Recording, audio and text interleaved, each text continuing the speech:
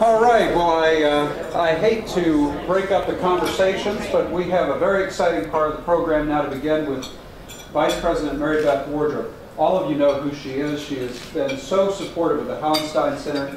And in fact, the Hauenstein Center exists because Maribeth was friends with Ralph Hauenstein when she was at Aquinas as their lead development officer and vice president over there, and did a phenomenal job, by the way, at Aquinas, showing a lot of leadership in building up their endowment.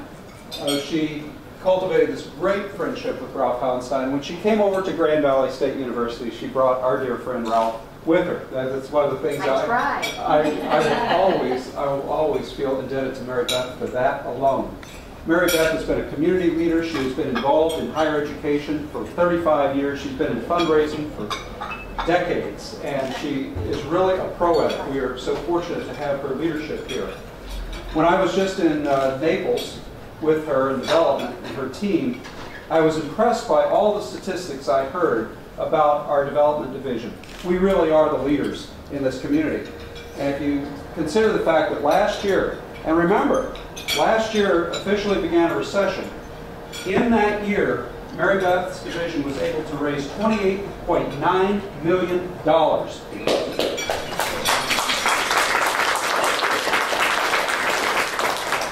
That was more than her division had ever raised. And so to do that in a recessionary climate is really phenomenal. She continues to speak. She has spoken around campus and shared her story with various groups. And you know, with all the great statistics, I think at a very human level, it's important to remember something that to me is very moving. Maribeth just doesn't come to this university and work and then go home. She's committed to it in a way, and she's committed to you. And I'll give you an example of that. Several of you are aware now of the John Wardrop Fund. Well, the John Wardrop Fund will go to fund scholars of the Leadership Academy. And we're pleased by that because this represents a personal commitment of Maribeth and her two kids who contributed to that fund. And it was a lovely gift, and we're so appreciative that you've been able to do that and share that with us. And Maribeth spearheaded that. So she's not just somebody who comes to her office. She has that personal commitment to our university and to you, the students. So all the news has been up. The fundraising has been up. The increase in scholarships under Maribeth has been up. The only thing that has suffered, the only thing that's down is her golf game. She's been working so hard. But please join me in welcoming Maribeth Wardrop.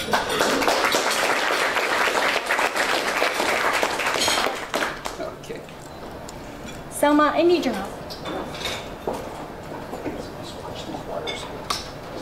Can you pass these on? Certainly. Thank you. I need one now.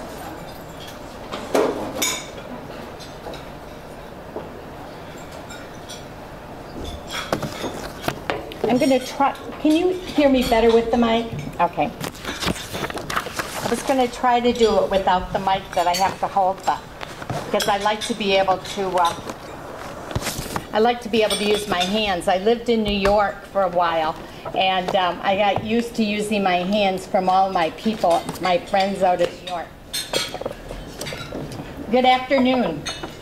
Thank you for your kind invitation. I'm humbled really by your interest. I can't believe anybody wants to hear about what a fundraiser has to say. You know, a fundraiser never gets invited for lunch.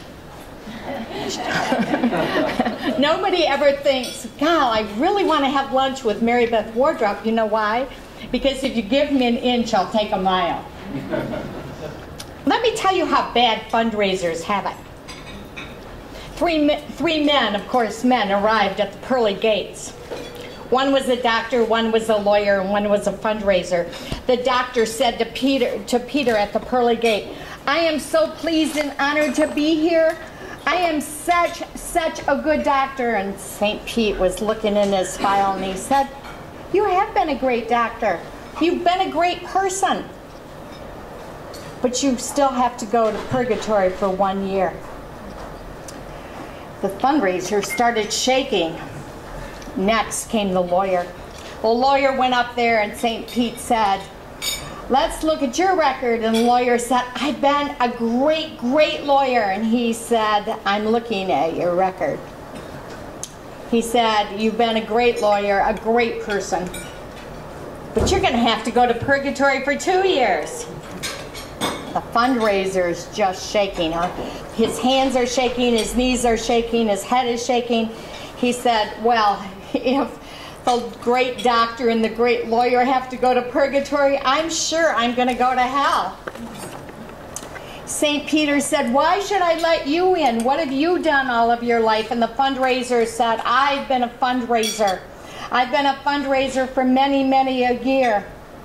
The fundraiser is still shaking and shaking. With that, the gates of heaven flew open and the bells started ringing and the harp started playing. And St. Pete said, "You've had your hell on earth. You come come in." Well, I haven't had my hell on earth, but being a fundraiser is difficult. And I have to tell you, I think the year ahead of us is going to be even more difficult. It is difficult out there, but you have to just look for new strategies. I am just going to say this one thing about this university. I want you to know we are in great financial shape. Our enrollment's up. We are doing everything right, so don't have any concerns. We may have to keep tuition down this year, but that just means that we're not going to be able to move ahead as fast as we have in the past. Now on to what I really want to talk about. I want to talk about 3 different areas. Ralph Hauenstein, my favorite subject. If I can do it, all of you can do it. And leadership qualities.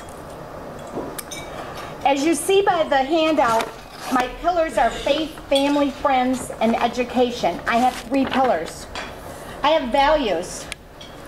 I am a real common sense person. And if I can't do it by common sense, I do it by hard work. And there are things that I will not give up on, that I'm persistent about, and that's integrity, courage, and vision. Now I've given you a list, and there's a list of 31 things, and I am challenging you to keep adding to this list as I speak and throughout your speeches. And what I want you to do is to get to 52 characteristics, and I want you to email them back to me. And when we email them back, you and I are going to do something. We are going to say that we're going to focus on one of these a week for the next year. And if you do that, you will be the best leaders I know. Okay? A deal, Selma? Okay. Ralph Hauenstein. This is my favorite subject. Once in a lifetime, you meet a man who makes a difference in your life, in your city, in your country, and in your world, and that's Ralph Hauenstein. I was fortunate enough to meet Ralph at Aquinas College one afternoon in, I think, 1997 or 1998. Now think about this. Ralph and Grace were having dinner at the president's house one spring day, and Ralph started telling stories about World War II. Grace had never heard them. Grace had never heard them. As we walked out of the president's office, she said this was a very enlightening lunch. She said, "I didn't know what my husband did in World War II." It was about 1997 or 1998, those people who are in this community will realize Ralph started going public. That was then. I was so honored to be called Ralph's friend. Ralph is a man of character, charisma, competence, confidence, and courage. Now write those down. Those go on the list. Some of them aren't on there. He was a good friend at Aquinas College. He was a good friend of mine, but I left the college in November of 1999. I was offered a position by Don Lubbers here. And I was really pleased. And I was sad to leave some of the donors at Aquinas College, and I was very sad to leave Ralph Hauenstein. I would have never gone to bring Ralph here because of integrity. But Ralph self-selected in at a Grand Valley event, which made him open target for a fundraiser.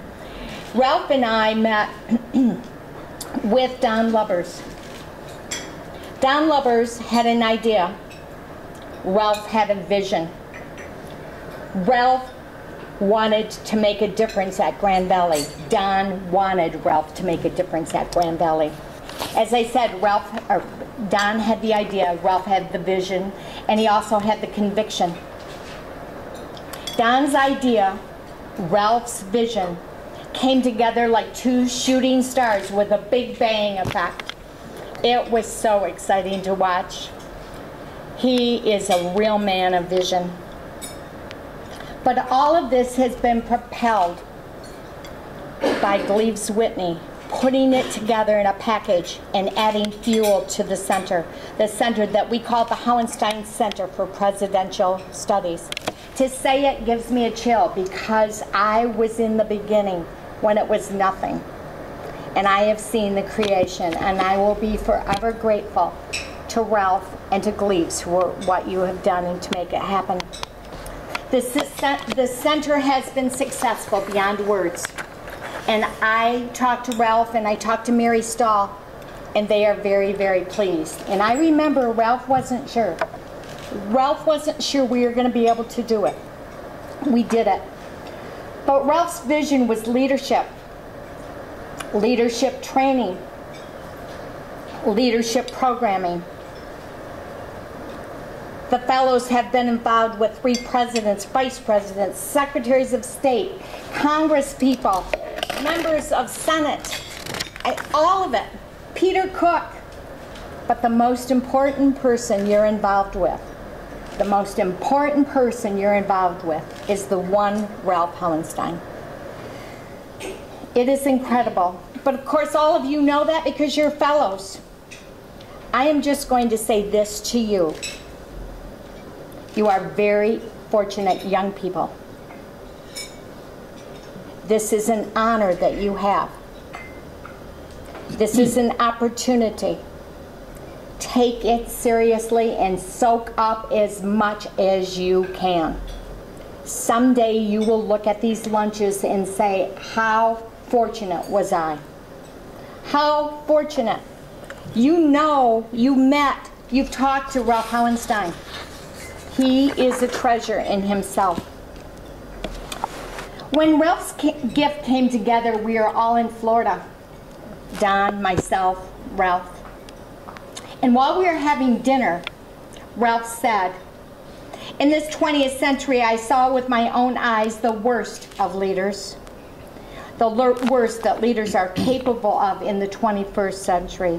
I want to encourage the best leadership possible so that the world will be better for my children's children. And he said that as we were having dinner and we were toasting a glass of wine. That was his vision. Vision is important. As leaders, you need to know where your vision is coming from and where you're going. So the Hauenstein Center for Presidential Studies was created. And your leadership program was developed. You are our future leaders. Please take it seriously. Next, if I can do it, you can do it. I want to tell you a little bit about myself so you understand my values. And in this, I'm going to use the word driven. And I want you to understand that in this context, the word driven is a positive.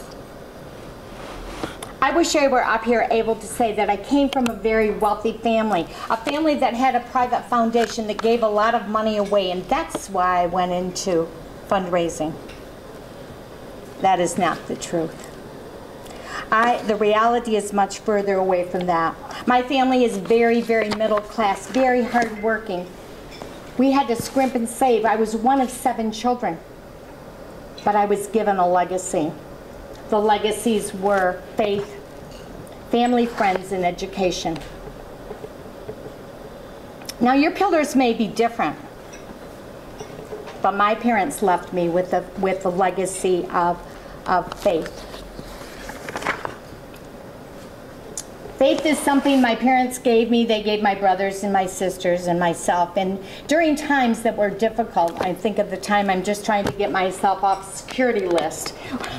with traveling. And we had to fly home. Our grandson had open heart surgery, 7.5 hours. We had to fly him to Ann Arbor. Faith was important then. You will know when you have that legacy of faith. If you have it, treasure it. Keep it close. The second pillar is family and friends. As I told you, I was born into a very middle-class family. But it gave me drive to make a better life for myself and for my family. My dad was German. There's nothing wrong with German families. But he was so strict. I was president of almost 6 different organizations at Forest Hill Central. I could only go out 1 night a week. It made it very, very difficult. I could only talk on the phone for 3 minutes. We had an egg timer. It was awful. My sister jokes that she got married in order to get out of the house. You know, I was smarter than that. I didn't get married to get out of the house. My mom was a wonderful, warm, caring French-Irish person. She'd do anything for you. But she wasn't independent. She didn't work. And I don't know where I got this drive to be educated and to work. My sisters and I started an entrepreneurial business. We sold that. My oldest brother is a dentist here in Grand Rapids. He's built a wonderful practice. He was president of dentist, and he is also on several bank boards. My brother Jeff, CEO, president and chairman of the board of D&W, sold D&W, started the Children's Museum. I say that because all of us are involved with nonprofits. They started the Children's Museum and are still giving back in the community. I have 2 boys. They're both very successful. But one thing my family gave us is drive, and I mean it in a positive way. We are driven to be successful, to give back. That's why giving this scholarship in John's name, the fellowship, is a natural. Now to my husband, John. Most of you all know him and adore him as much as I do. He's been very supportive. Anything I do, he's there. And I really only wish I could be as supportive as he is. He's just great.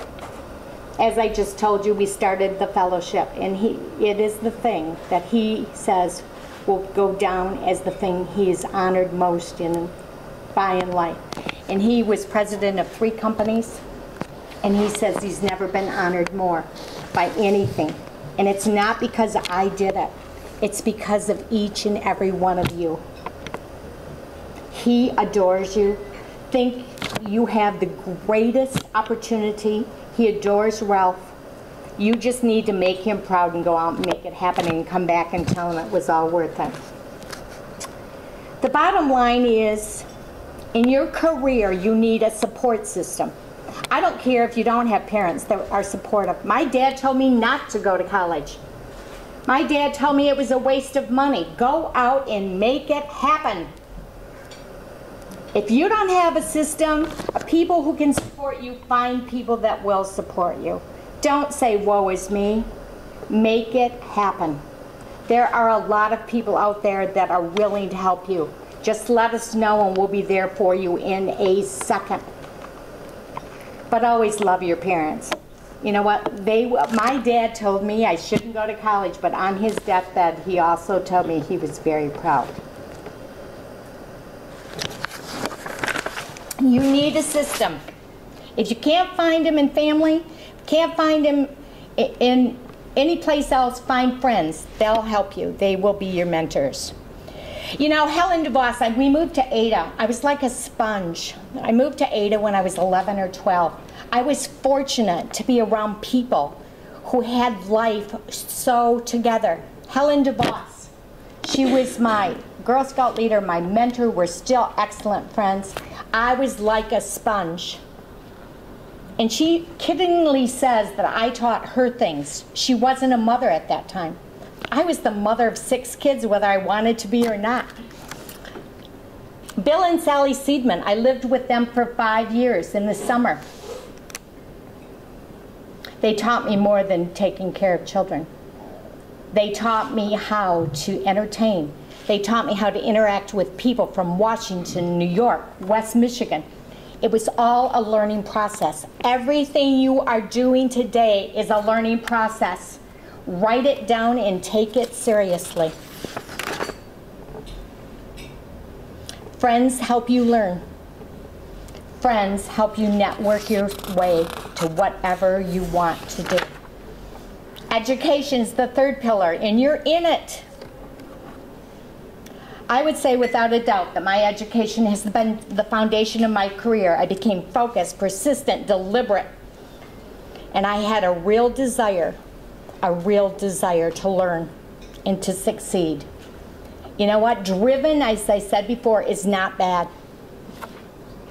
And if you have some hardships, it will make it easier because you're going to prove to people you can do it. Aquinas College made a difference in my life. They were very open. I was telling the people at lunch, my dad would not sign the papers for a scholarship, even though we could have been granted one. At the time I was going to college, a scholarship was asking for a scholarship was a sign of weakness. So I worked my way through college. Fortunately enough, it was only $2,000, but I'm going to tell you something, $2,000 in the 60s was a lot of money. It was a lot of money. But you know what? I am a better person for it. I am a better person for it. It taught me not to be afraid of hard work. It taught me to be organized. It taught me to care about other people. I don't think I would be where I am today, working in fundraising, raising money for the university, and trying to create scholarships if I didn't have that hardship. I understand. I can talk from passion. Passion's another word that should be on that list. Okay? I decided I wanted to go into fundraising, and there was a school down in Indiana called IUPU, Indiana University at Purdue, in Indianapolis. The fundraising courses were about $1,000, $1,200, $1,500. I raised the money and put myself through those schools. If you want something, you will find a way. If you find something you need, talk about it. Let people know you need it. Education is your key. Education is your key. Get it, get as much as you can. Try it, do whatever it takes. Education, internships, and volunteering. I am an advocate of internships. Do as many things as you need to do to prove what you need to do to yourself. If you think you want to be a lawyer, work in a law firm. If you think the law firm isn't for you, go try something else. But get a vision of what you want. What is success? I heard the definition of success is when your preparation, your education, your volunteerism, your internship meets opportunity. Make it happen. You know, opportunity doesn't always come with a label, nor does it come gift wrapped. I remember I had 5 opportunities. The first one was teaching at Holy Name. I was so excited. And Monsignor came to me and said, "You are so perfect. You've had child care interests. You have been with children all your life. Please come and teach 1st or 2nd grade." Well, I got there and I was teaching 1st or 2nd grade. I was teaching both of them. But they were tracking students at that time, and I had the lower IQs. Did I say woe is me? No. I learned to work hard. I became Teacher of the Year in the Catholic schools that year because I helped those students learn how to read. I started my own business. I thought there had to be an easier way than education and teaching 1st and 2nd graders. But I started my own business, and it was called The Paper Bag out in Ada. And we scrimped and saved and found the right lines, and we went to Chicago and went to Atlanta. I did all of this, and it was very successful. We sold it. I needed more in my life. I volunteered my way into fundraising. I was working with cystic fibrosis. Our son was diagnosed with cystic fibrosis. He didn't have it. He was tested 8 times. That's the time that my faith came back to help me. He didn't have it, but I swore to God over one of those cribs that I was standing that I would help cystic fibrosis. We raised more money for cystic fibrosis in Grand Rapids, Michigan than they had ever raised in the nation. Now, it didn't hurt that I got Rich DeVos to help us do it with me.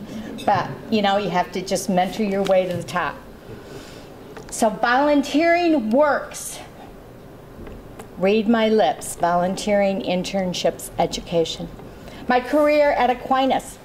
I was working in the career development department, and they hired an expensive person to come in and do some consulting with them. And the consultant said after a year, why are you looking for somebody? You have somebody right here in your organization that does more in the community than I have ever seen.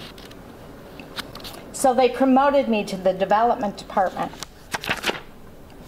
I was alumni director for 2 years, director of annual fund for 3 years, director of major gifts for another 2 to 3 years, and vice president for development at Aquinas College for 4 years.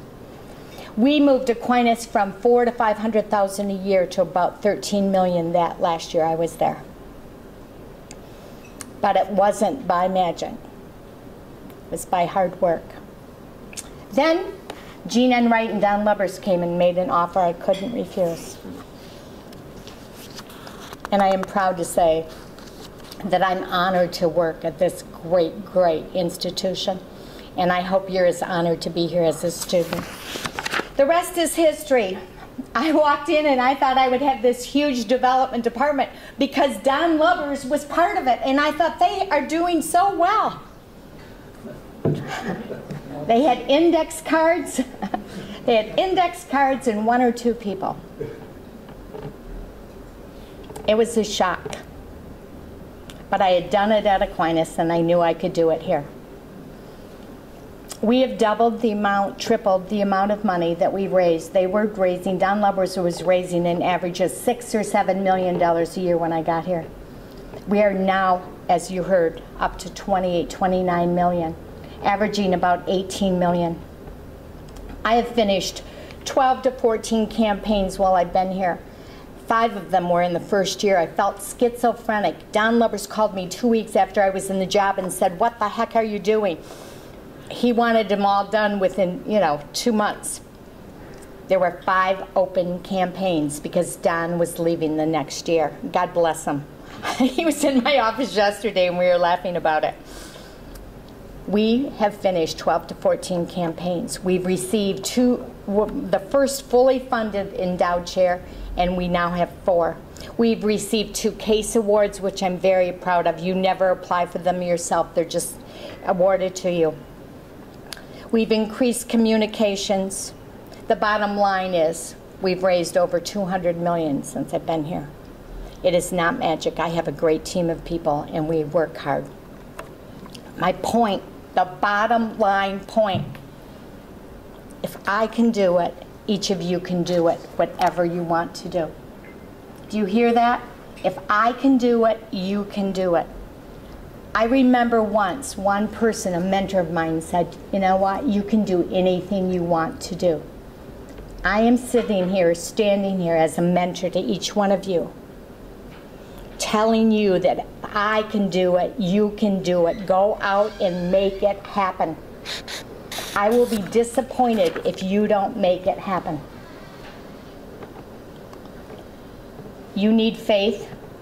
You need family, friends, or mentors. I don't care where you find them. And you need education. Okay? But now there are some leadership qualities that I think are very important. As I reflected on these, they were qualities that Ralph has. Integrity. Integrity is so, so important. And as I reflect on this world, this great country we live in, we've been losing our core values.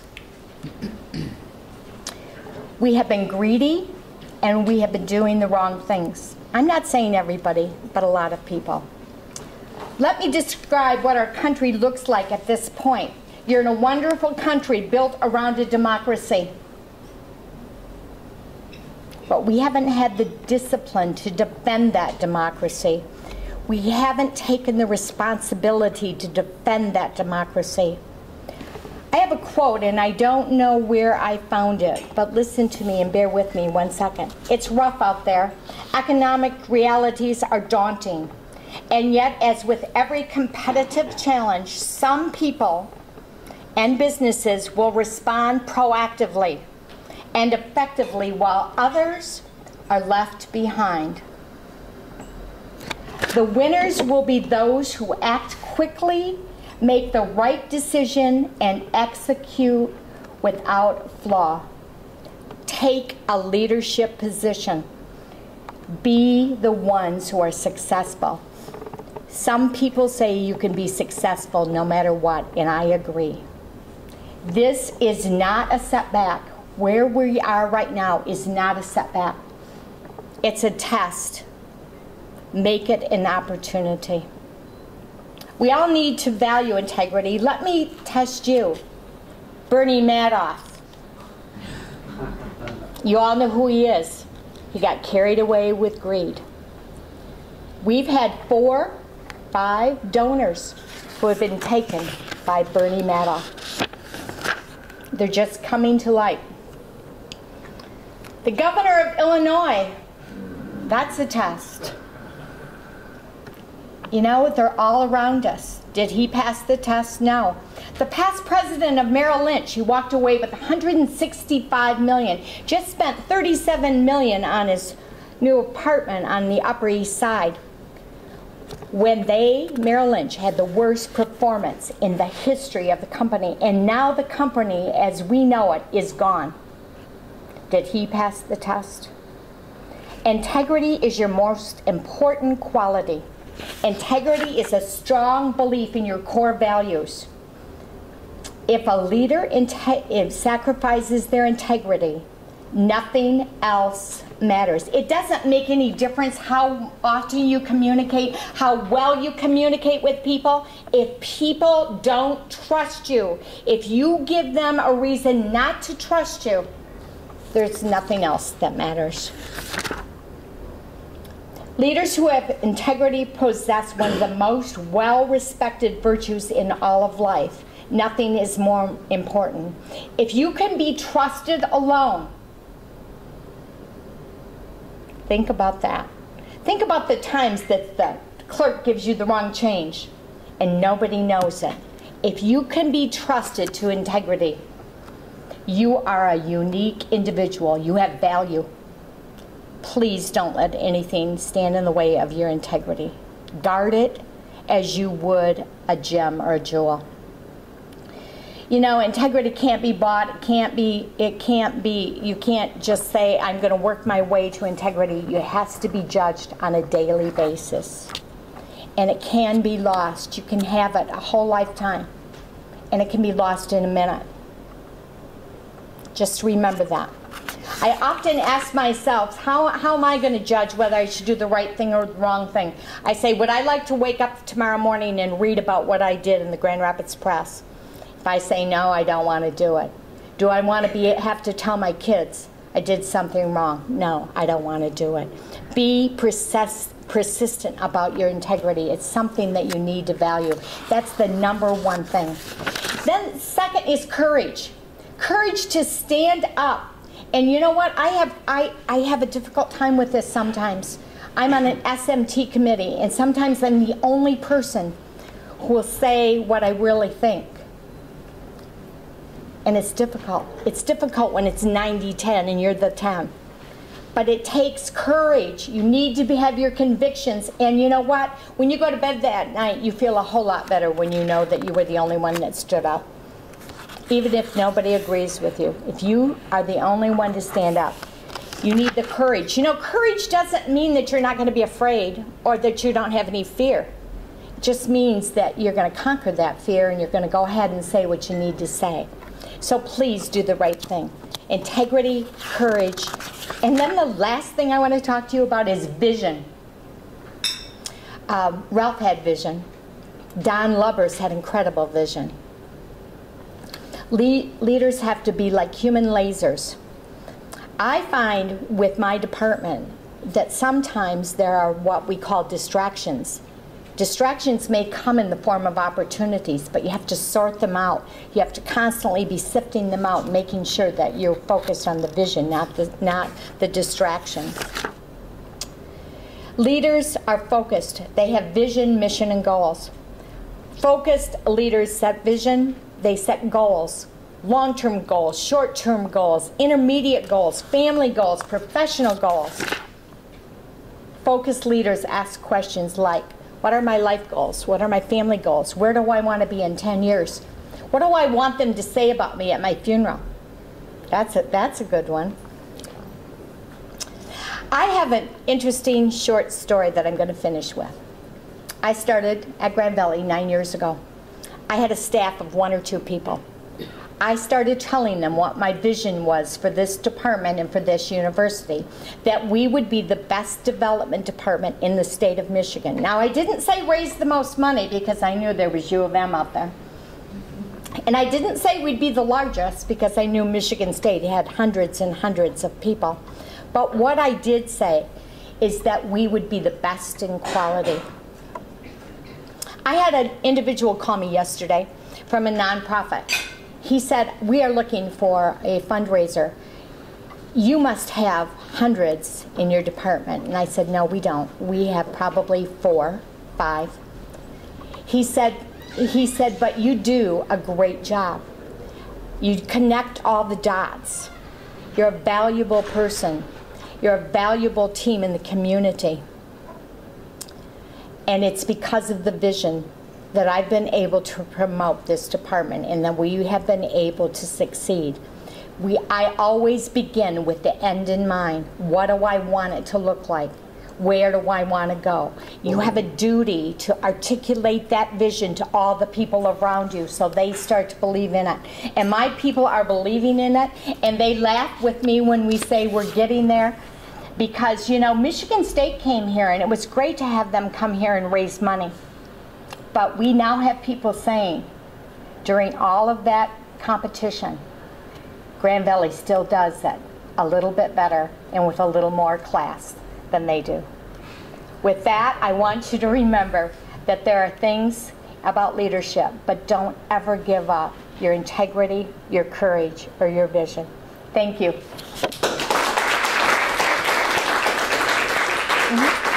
Any questions? You know I'm going to Aquinas.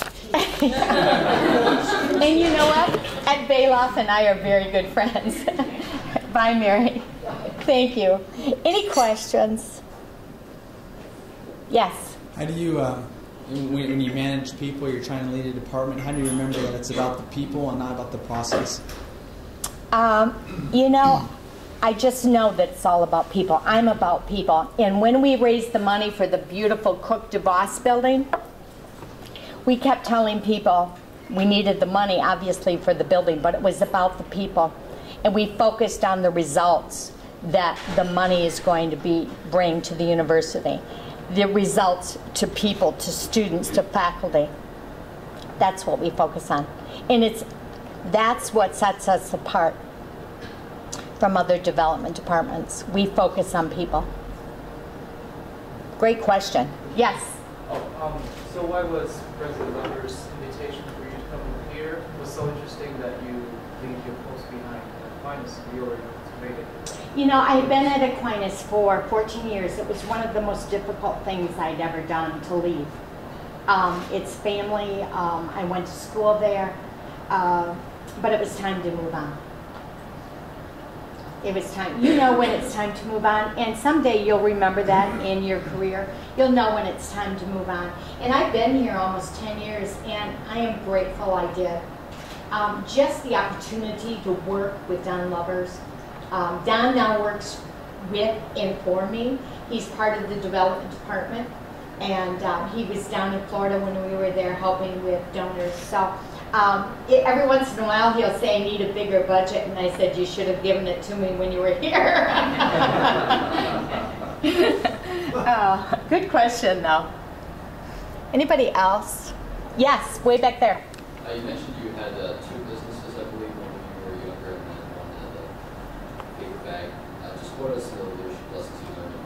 You know, Repeat it, please. yes, he said, I'm thinking I'm hearing it correctly. I had 2 businesses, and what were the leadership lessons I learned from having my business? Is that correct? Yes.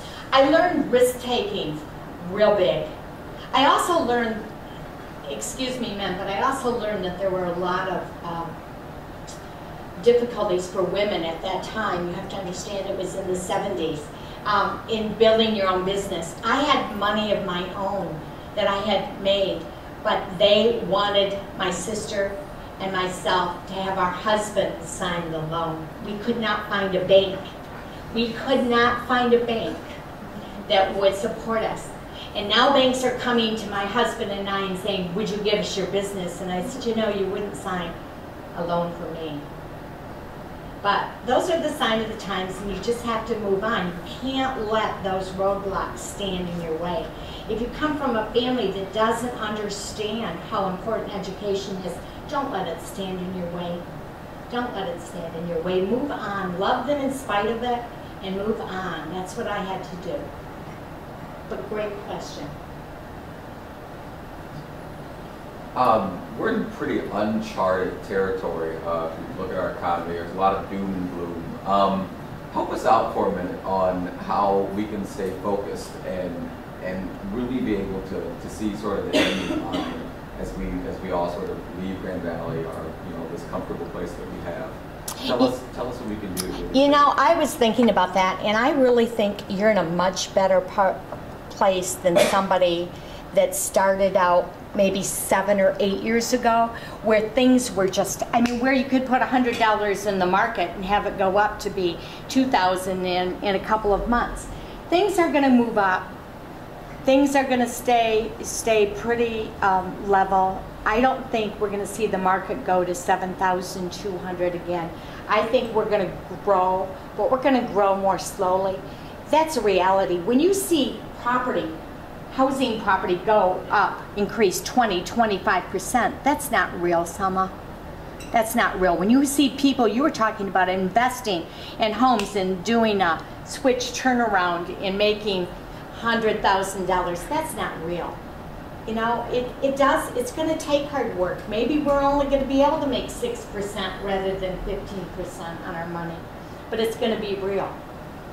So you just have to stay plugging along, like we did in the 60s. Any other questions? Yes. We've heard more than one person speak about the importance of vision. Could you talk a little more about how more specific, practical ideas about how to pass your vision on to others? You know, that is really interesting because it is so important to articulate it. You need to have your followers buy into your vision.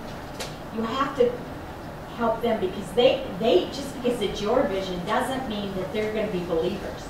You have to help them become believers. My staff now, they've heard me say it for 9 years, and every development opportunity that we're meeting as a group, I share the vision, and now I can ask every once in a while, I'll say, now what's the vision of our department, and see if they can articulate it back, because you have to share it to the point that they become believers. Does that help? But you have to believe it. You can't just mouth it. Well, thank you very much, Maribeth. So appreciate it.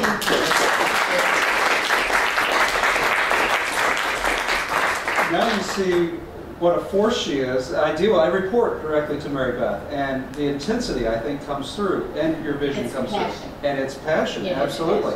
But that whole message about the integrity, the courage, the vision, and the hard work, all those pull your organization forward together. And I think Maribeth Wardrop illustrates that as well as anybody I know. So thank you very much. Well, thank you. And as a token of our appreciation, we never let a good speaker go without a token of our appreciation. You get the Ralph Howenstein tote bag. Oh, I'm so happy. I was hoping I'd get one of these. It's got our Howenstein. That's the only reason I came to speak. That's right. It's got Andy's mints. Oh, well, then I'll be able to eat those tonight. That's great. Okay, thanks again. Thank you so much. So appreciate it. Thank you so much. Thank you. Thank you, all of you. Well, thank you. I think we have a couple of announcements real fast. I think we have some people who have gotten into grad school, and would you please, yes, Sam Meyer, would please stand up and tell us about your recent accomplishment. She's going to be studying social work here and getting her master's degree at Grand Valley, and I think we have another. We have. It's coming along. The application is coming along. You need to apply for it. So. No, I'm getting. Yeah, I'm applying. I applied already for one program. We'll see in the next couple weeks. All right. Maybe Well. the next meeting I can be looked. Okay. Very good. And we have somebody else now. Most of you heard Selma talk a little bit about the inaugural. But we have somebody else who was at the inaugural, and that's Stephen. Please stand up. Stephen, you had quite an experience in Washington, D.C. You want to tell us just real quickly what you were doing? I was working at a high school conference. It's called Lead America, and it's called the Presidential Youth Leadership Conference. So we're basically trying to teach our students about the political process, how the first 100 days works, things of that nature. We went to the concert, We Are One concert, lots of different things, and of course all leading up to the inauguration itself. And that was the most amazing experience I've ever encountered. So Now, have you spoken with Selma training I experience? have some classes with him, so I've spoken. Well, it'd be great. I mean, at some point we ought to get together informally. I would suggest that if somebody would like to organize that, let's get together informally and talk to you two about what you witnessed, because you witnessed history. So that would be interesting. And Maribeth just said she'd like to be a part of that too. I want to hear. Any other announcements, milestones? Please let us know. All right. Well, thank you very much. This has been an excellent luncheon. Thank you so much for a wonderful and intense presentation. It's showing all that passion. And we will see you all in a month.